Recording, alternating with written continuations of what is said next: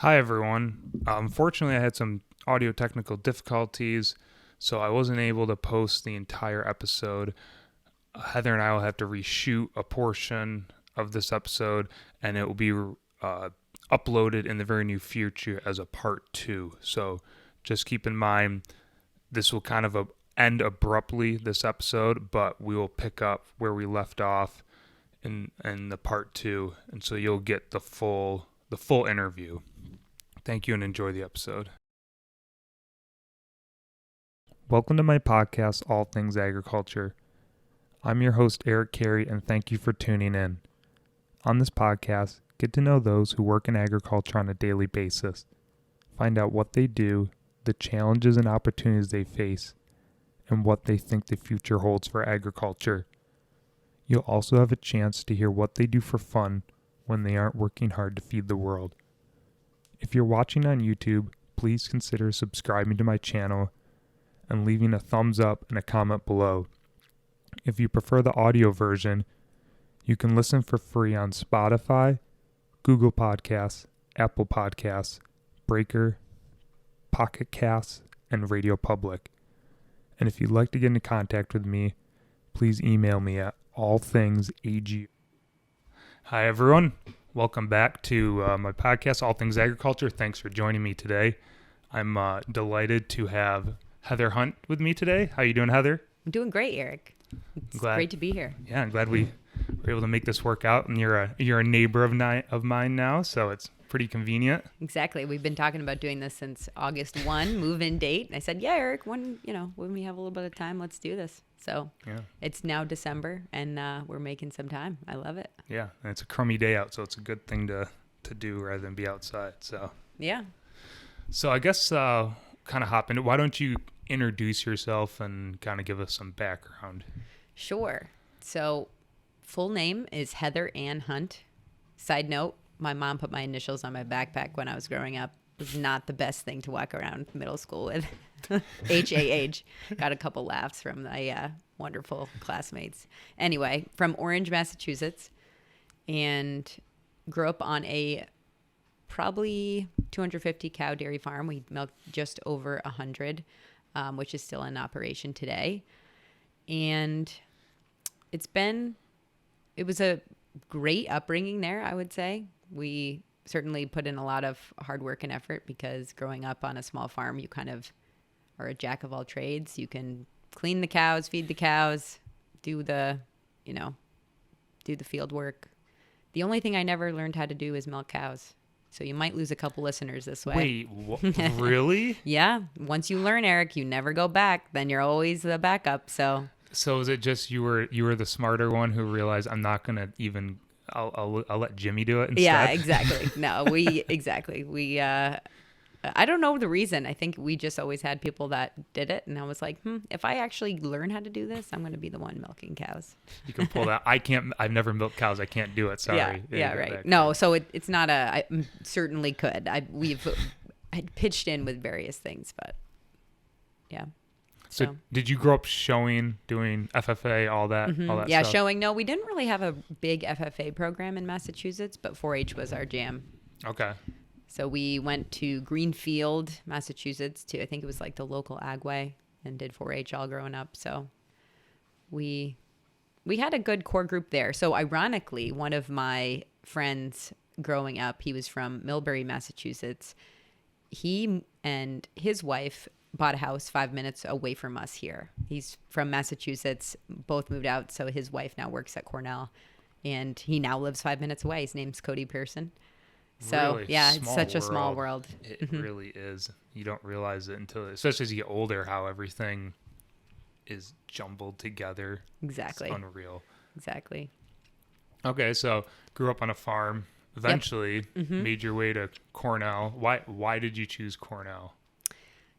If I'm being honest, I looked at my two older siblings, and that was the route that they took. And I said, well, if it's an excellent school, it's an Ivy League, and hey, if I can get in, seems like it's a great decision for me. So applied, somehow I made it in, and the rest is history. No, but spent 4 years in the animal science program there, and it's just fantastic. Eric, I mean, just great people.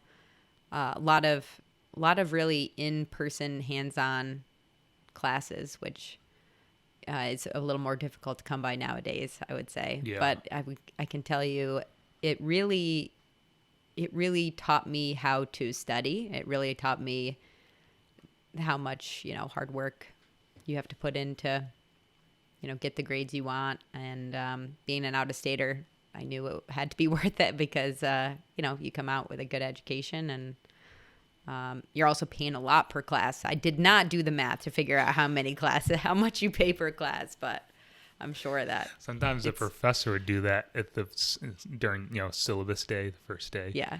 One I took a class. I think it was like a bio, and it was one of those 500-person lecture hall, and the professor goes, "Well, I've calculated how much money you'll be wasting every time you skip class," and it was so many thousands of dollars. Yes. Trying to make make people rethink skipping Persuasion. class. Yeah. Absolutely. Yeah. So he has a point, but yeah. Right. I think it fell on deaf ears. Yeah, right. But you say, well, yeah, I'm sure it's a lot, so I better show up. Anyway. But so spent a couple years at Cornell, and then I think it was my junior year fall semester, I went to UCD, University College Dublin. So I spent the fall semester there in a totally different place. I went all by myself. I didn't know anyone when I hopped on a plane and traveled over there, but met some friends. Ironically, they were also from Cornell, and we spent a bunch of time traveling over there together, and other schools as well. I think there was a handful of others from the Northeast that I still stay in contact with here and there. And I had a German roommate. Her name was Katrin Mill, and I went to go see her in Germany a couple years ago, which would now be this summer after I graduated. Feels like yesterday, but now is 6 years ago. So what was that experience going abroad like? Would you recommend it for someone who's on the fence? Absolutely. And I know that it's more difficult in today's climate, but the experience you get of kind of living alone, again, starting new in a little way. I feel like even coming to Cornell, I had two siblings that kind of could introduce me and set the reputation for what I might have been like. And so going there, you could really rewrite and be your own person, and people could like you for no association other than yourself. So I found that I certainly made friends with a lot of, I guess, American friends. It was really hard to infiltrate the Irish. So I joined the Ultimate Frisbee team and traveled around the country with them, which was so fun. And it was the only way I felt like I could really assimilate in a very casual way with some of the girls over there. And I had a blast. I mean, Ultimate Frisbee, I would have never had time for that at Cornell, but I made time for it over there. It's kind of the nice thing when you go abroad. Typically, compared to a Cornell class, I'm sure the Ireland at the school you're at are probably a little bit more laid back. Oh my gosh. So it was like that in New Zealand. It's like, wow, these classes are just like... It feels like you're in high school. Yeah, and it's like... And it's nothing against UTD. No. It's just the workload is way different. Oh, yeah, absolutely. All this time for activities now. Mm-hmm, exactly. You have all this time for activities. I mean, I remember taking 4-day weekends, like going to Paris and Spain, and like, oh my goodness, there's a handful of places you wish you tacked onto that, but you're also on a college student budget, so you're like, okay, I could afford to probably go one place a month or something like that. So, but still, the fact that you can just traveling Europe is so cool. You hop on a plane. What does it cost? Like 50 euros. It was 50 you euros. Hop the channel, and you're in France. Exactly. That's unreal. Yeah, and then just like pop back and like begin classes the next week. How cool is that? You had you got to travel Europe quite extensively. Mm-hmm. I could probably go back and really think about the handful of places that I went, but it was England, Spain. Those are the first two that come to mind. France. Yep. That's cool. Yeah, it was fun. And I went with a different group. Scotland. Yeah. I went with a different group of people every time. Sometimes it was one other person. Sometimes there was 6. We just kind of figure out who wanted to go and who was in. And we said, okay, well, this is the weekend we're going. Let's do it. I'm sure that was very similar for you. And well, you went with a couple people to New Zealand, right? Yeah. So I went with Tyler Beck, Mark Van Erden. I ended up rooming across the way from a guy from Washington who was in AGR, Idaho. Whoa. I'm still friends. I talked to him on the phone just a Yep. couple days ago. He's gonna come out at some point. We're gonna do one of these. That's great. That would be a blast. Yeah, but we went in for a car because New Zealand, the closest place you can travel to is Australia. That's not in New Zealand, but there's plenty to do in New Zealand. So we just bought a little car, a ratty little hatchback, and drove every weekend. We'd go hiking or go to glaciers. Yep. So It's on the list. We've got to get there. it's awesome. If I would recommend, if you go, take 2 to 3 weeks. Don't go for a week because Yep. by the time your brain gets figured out the time change, you're getting ready to come back home and your brain's going to get scrambled again. So you need to go for an extended period of time to really soak it all in. That's what I've heard. Okay. So, Noted. It's a great place. It's cool. Like Ireland is gorgeous. New Zealand is. I got to compare them both. They're both beautiful in different ways, if that makes sense. And you'll see there's parts of New Zealand that look like Ireland and vice versa. It's quite astonishing. Nice. So Yeah. and they're both big in rugby. Yeah, exactly. I know. I think that was one of the highlights too, is we got to go to a rugby game when we were there. And it was at one of the big stadiums there Like in the Ireland. national Ireland Yeah, team? they were playing Australia, I think, or Okay. something. And it was just so neat. Oh. Like something I would have never gone to. The fans are outrageous. They go bonkers. Yeah, they do. They're insane. Yeah. But hey, that's what you're there for. It's their culture. Exactly. Which is cool. Okay, so you did Ireland and then anything in Ireland you wanted to... Don't want to cut you off or anything. Oh, no. No, it was good. Plans to return? Oh, absolutely. Yeah. So Andrew Lapierre, my fiance, I think he was episode 2, throwback to the start of this. About a year ago now. It was. Honestly, yeah.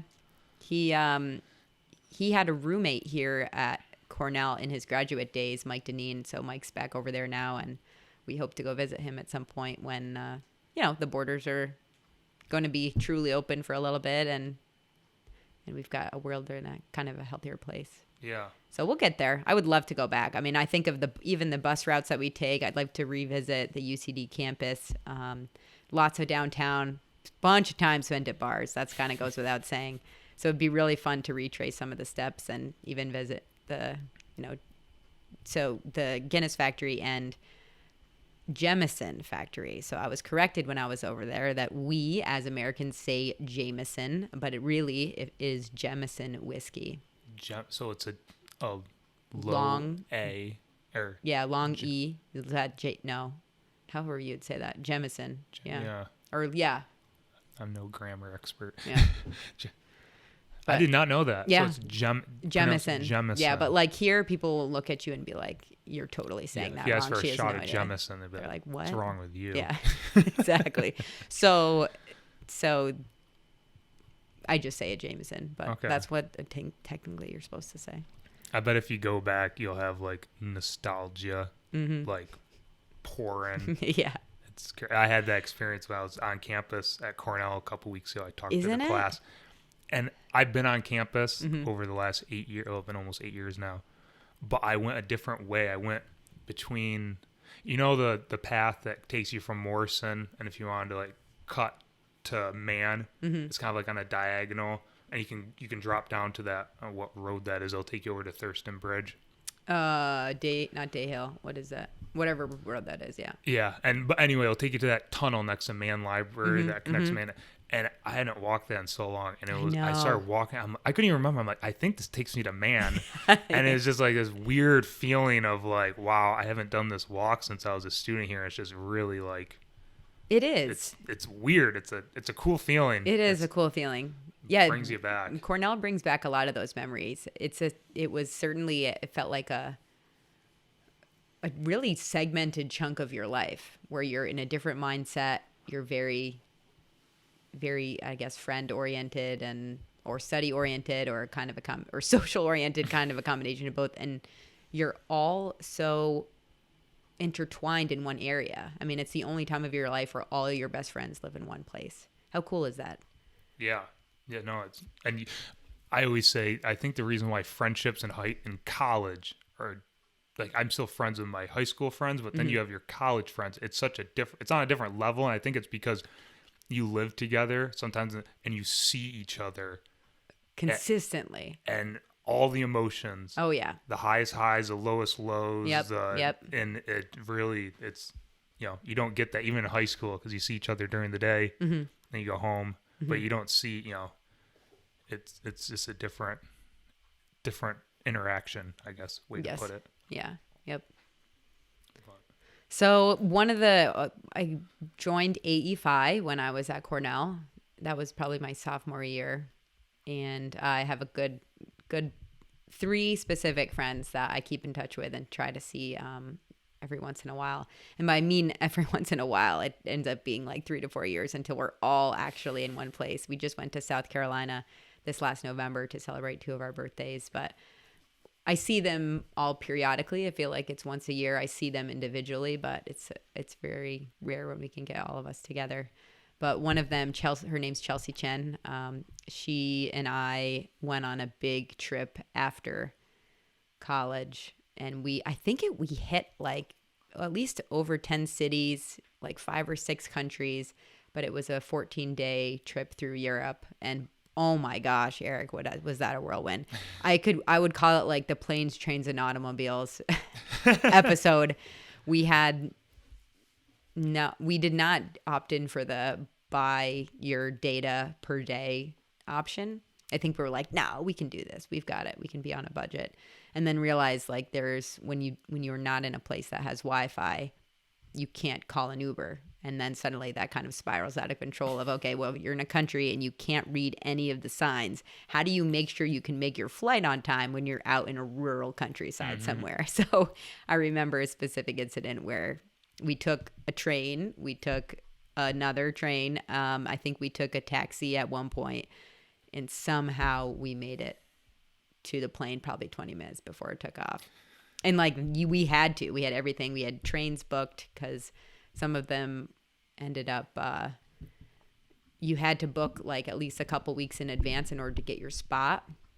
So if we missed the flight, we would then miss that booked train, which would have like derailed the rest of the trip. So it'd be like a domino. It was like a domino effect. So it's a beautiful thing to plan, but it's also a wonderful thing to be spontaneous, because if you miss it, right, you could have just kind of picked up where you left off. Luckily, though, we didn't. But we hit Brussels. We went back down to Rome. We flew into Rome and then went all the way up through Italy. And, oh, man. It all seems like a blur now.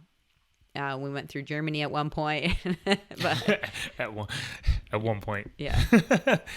So, we had a lot of beer there. Yeah. Oh, the beer in Germany is excellent. Yeah. But, yeah, it was a lot of fun. Cool. So you've been. I didn't realize you've been to Europe quite a few times. Yeah, a couple times, but it's worth it because it's a fun time to just experience new things and be on your own. And I kind of like that independent spirit where you can just kind of do your thing. So then you graduate. Graduated. Yep. And I did an internship my junior into senior year with Farm Credit. So that takes me to my career 6 years later, which I am still with Farm Credit, which I really enjoy. So I started out with them as a knowledge exchange and communication specialist in the Enfield, Connecticut office. And during the internship that summer before, I was out in the Middleborough, Mass office, and I was helping work on a study that looked at minimum wage. And at what point could we get to with this minimum wage that it would really impact farms to a level that would significantly reduce their operation or go out of business if, say, we raised it enough that we could not like cover that employee expense. And so now I know we're going through that same conversation in New York. So this was specifically Massachusetts. No, it was actually I did an analysis of every single New England or Northeast state. Okay. Yep. So we kind of combined that to say what are the number of farms that would be vulnerable to, that kind of impact on their operation. So I didn't realize that Farm Credit had a knowledge exchange department, and that was the project I was helping out with. So I said, wow, I didn't know they did these kind of projects, and then they'd bring this research to Washington to lobby on behalf of farmers. I said, hey, if I can be involved and make an impact that way to help the busy farmers who do not have time that they can take out of their day to advocate on behalf of themselves, I want to be a part of that. So here we are. So knowledge and I've never even heard. Knowledge exchange and communication. So basically like research. It's kind of like a value added position. I think of farm credit that. Say that again. It's what? Like a research data. Yep. Mm-hmm. So that started out kind of a research. It was a lot of pouring through like USDA data on the number of farms, what types of farms, and then comparing that to the number of agricultural workers reported as well in the different states. So you could try to say, okay, and then based on what the minimum wage is in that state, at what point do we get to a level where this may not be sustainable for the Northeast farmer. So it has been used, which is, I guess, felt, the full cycle of your impact when they can bring it to Washington to make sure that we get heard and the farmer's voice is not reactive, but rather we can be proactive in situations like this. So did you go to Washington and deliver? Mm-hmm. Or I didn't deliver it myself. Okay. I have gone a couple times to speak and advocate for agriculture, but it was not with that initiative. How, just in general, not specifically for that initiative, but do you think it's, when you go in there, it's well received by Congress people? I think so. We certainly can do a lot more to advocate on behalf of ourselves. But I think we have a good reputation. It's not like we're fighting for something that really is incredibly controversial. Mm-hmm. Maybe in today's climate, you would say it might be. Yeah. But, yeah. But depends who you talk to. It depends who you talk to, right? But I would say that we received good feedback and that I think everybody feels like their message was heard and I think agreed upon in a way. Yeah, that's good. At least they weren't like, I didn't know if they're kind of like dismissive or anything, but they take it quite, Yep.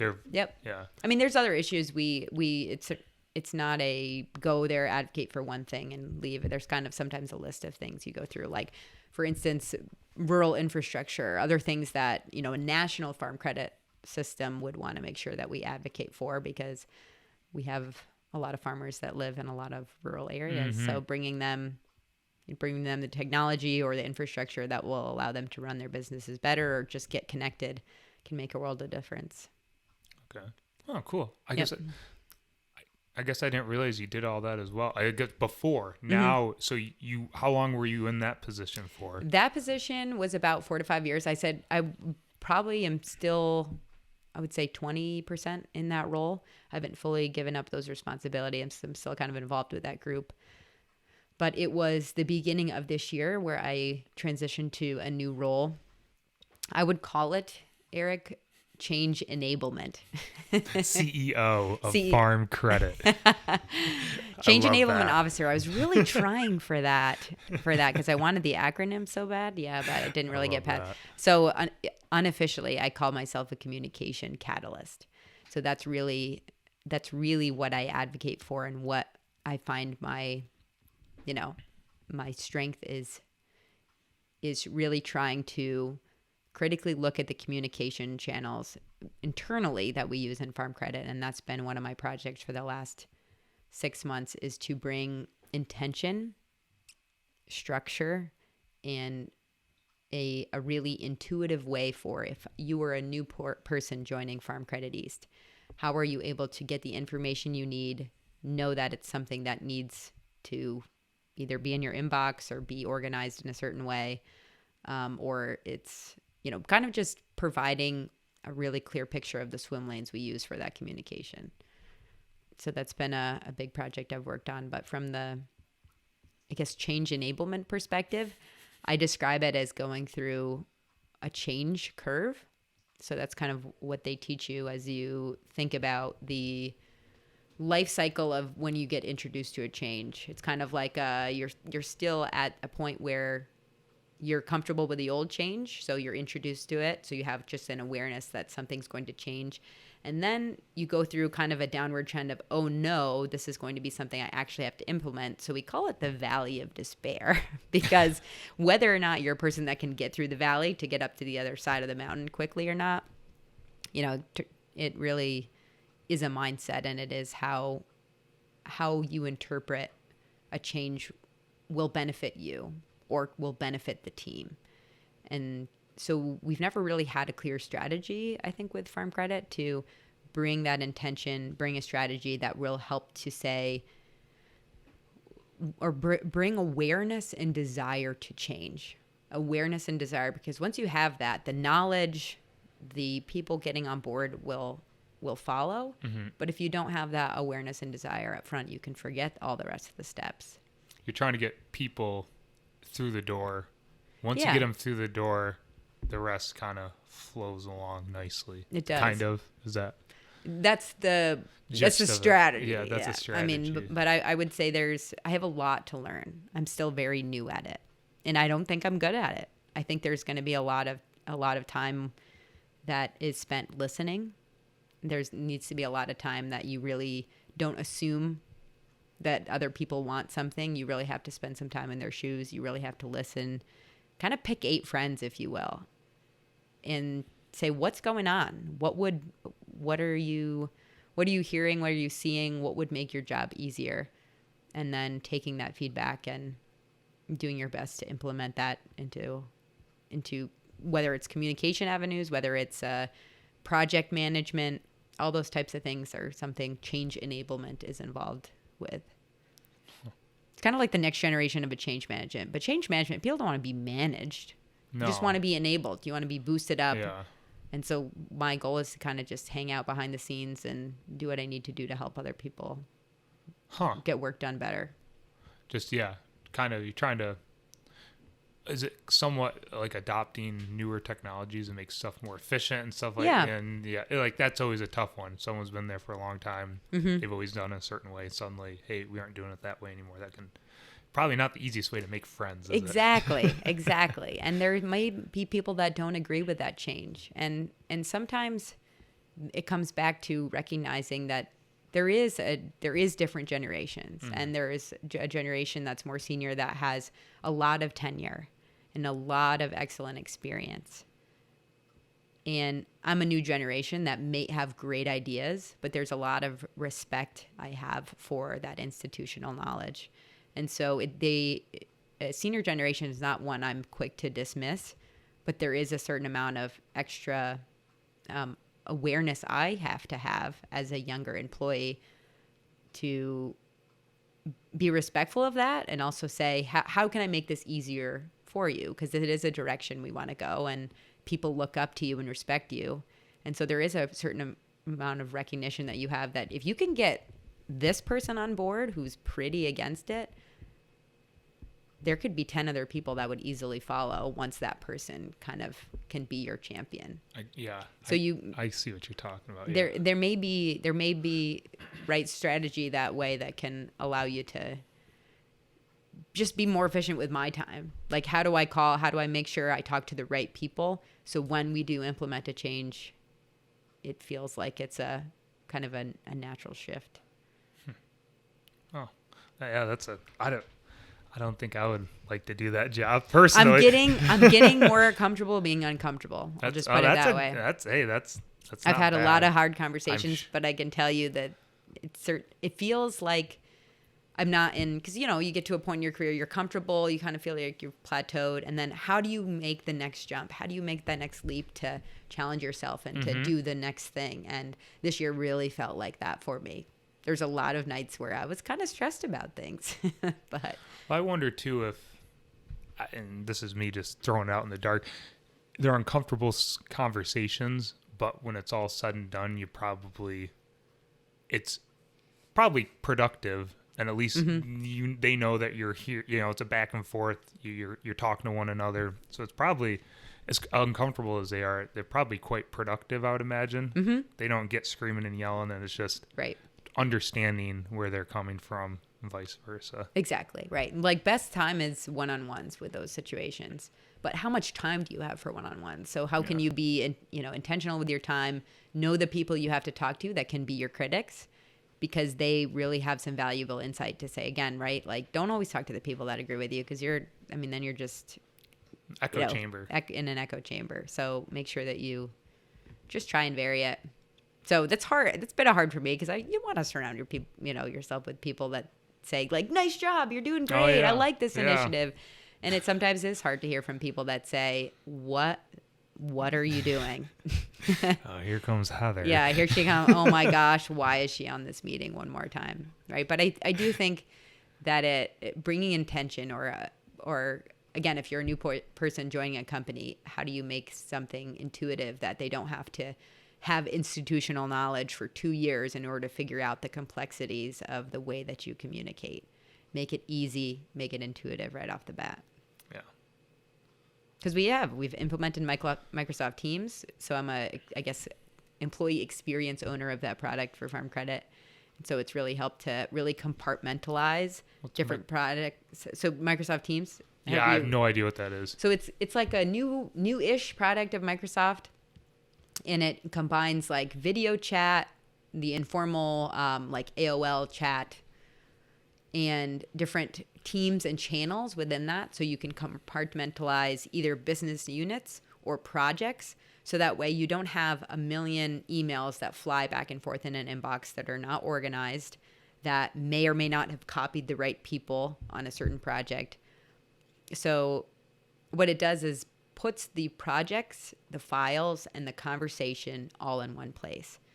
So you get notified within this platform. You can chat back and forth for general conversation in this platform. You can have video team calls within this platform.